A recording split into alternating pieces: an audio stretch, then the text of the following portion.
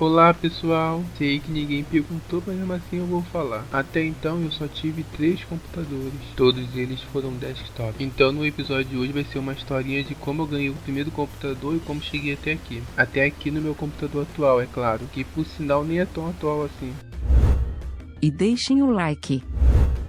Mas começando do início. Tudo começa muito tempo atrás, quando eu era pequeno, ganhando o meu primeiro computador. Era aquele famoso computador branco com tela de tubo e DOS como sistema operacional, que eu costumava chamar de computador do bumbum grande por causa do tubo. Enfim, de início tivemos que ficar procurando os códigos porque ninguém sabia como eram os códigos DOS. E mesmo assim só descobrimos os códigos básicos. E como era só uma criança que nem sabia ler ainda, eu simplesmente ficava digitando as teclas aleatoriamente e olhando as letrinhas aparecendo na tela e fingindo que trabalhava com uma grande empresa. Na época era um computador bom, então se fosse hoje e com os conhecimentos que eu tenho atualmente, certamente tiraria mais proveito dele. Depois disso só fui ter o próximo computador 10 anos depois. Antes a única coisa que eu sabia era a tela e o fato de ser um Intel. Afinal, o fato de ser branco e ter um tubo era óbvio, assim como o adesivo da Intel colado. Então o fato de ser Intel primeiro e segundo computador tem isso em comum. Só que agora, por ter passado 10 anos, eu tenho mais conhecimento de computador. Então eu sei que a tela é um LCD de 60 Hz, por exemplo. E pra dizer a verdade, eu tenho ela até hoje. Ela é uma tela HD. E como eu não sou maníaco pela qualidade de tela, esse monitor da STI ainda me serve perfeitamente. E pra dizer a verdade, quando chega a hora do quarto computador, acho mais fácil comprar um adaptador VGA do que uma tela nova. Mas provavelmente o quarto computador tá longe ainda. Então vamos voltar pro segundo. Que no caso do processador, era um Pentium Dual Core de 2 GHz.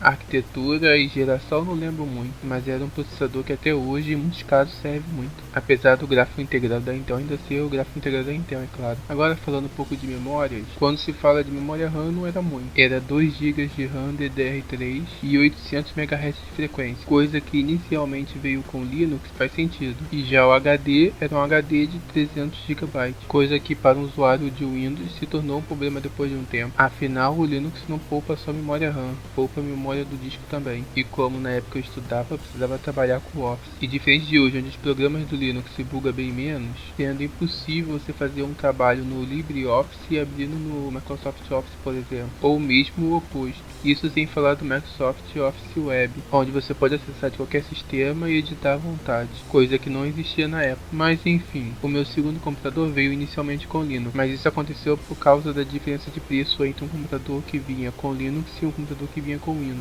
Afinal, o preço da licença Windows vinha embutido no computador, coisa que ainda veio, mas antes era mais óbvio essa diferença. Era economia de até R$ 300 para você ter uma ideia. Época de Windows 7, para ser mais preciso 2009 ou 2010. Sei, pois o meu computador foi de Linux para Windows XP, mas achava o Windows XP muito feio e o Windows 7 muito bonito. Então fiquei no XP somente alguns meses. No caso do Windows 7 ainda tinha alguns relatos de bugs por ser muito novo. Então devido à semelhança acabei indo para o Windows Vista. Afinal o Windows Vista já estava há 1 ou 2 anos no mercado. Então eu acreditava que assim seria uma melhor opção. Mas como já era de se esperar, aquela beleza toda não veio de graça. Quando eu digo de graça, quero dizer em questão de recursos do computador, é claro. Afinal eu nunca paguei nenhuma licença do Windows. E novamente fiquei alguns meses com o sistema. Mas logo fui para o Windows 7. Afinal já tinha conhecidos com esse sistema. E caso teve bug de lançamento, certamente já teria sido consertado, porque nenhum deles relataram nada. E não tinha visto nada novo pela internet. Então partiu o Windows 7. Com o Windows 7 nesse segundo meu computador, fiquei durante anos. Até o momento que eu decidi trocar para o Windows 8. E novamente eu esperei ter pelo menos 1 ano de lançamento. Pois assim, caso tivesse bug de lançamento, eu teria tempo para ser consertado. Mas o Windows 8 é aquele sistema que a gente não gosta muito, então não fiquei muito tempo. Agora, com muito mais conhecimento, eu decidi me arriscar no Windows Insider, pois até então, caso desse problema, eu não saberia consertar. No máximo, eu formataria o computador. Tive no máximo problema com o drive Bluetooth e com o drive de som, mas nada de grave. Afinal, embora eu usasse o Bluetooth para poder passar música para o celular, ainda existia o cabo. Já com o som, o drive genérico distribuído pelo Microsoft funcionava bem. Não tinha a qualidade nem a função de equalizador do drive oficial, mas funcionava, coisa que depois de um tempo passou a ser melhor até do que o oficial. E por fazer parte do Windows Insider, acabei ganhando uma licença do Windows 10. Dos sistemas da Microsoft, o Windows 10 se tornou assim o meu primeiro sistema original. Só foi uma pena ter sido uma licença OEM, então ela se tornou adicionou uma licença vinculada à minha placa-mãe e não à minha conta. Afinal, para quem não sabe, essa é uma diferença de uma licença distribuída pela Microsoft e uma licença distribuída pela OEM. E eu não sou fã da STI nem nada, mas a minha placa-mãe também era STI. E a minha placa-mãe deu defeito, então aproveitei o momento para atualizar o computador. E como eu não tinha muita grana, eu fui para um sample.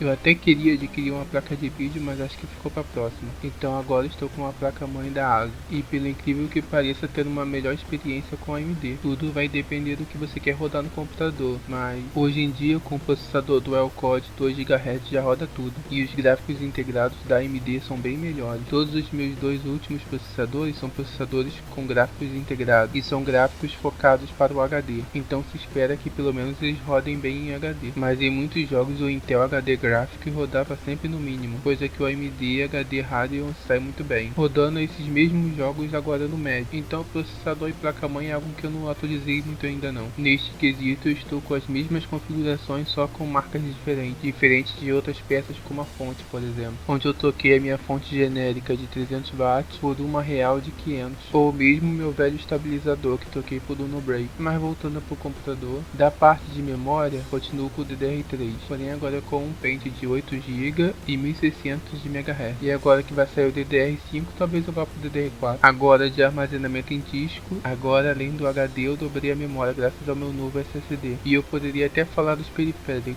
mas essa eu vou deixar para próxima. Enfim pessoal, por hoje é isso. E tchau pessoal.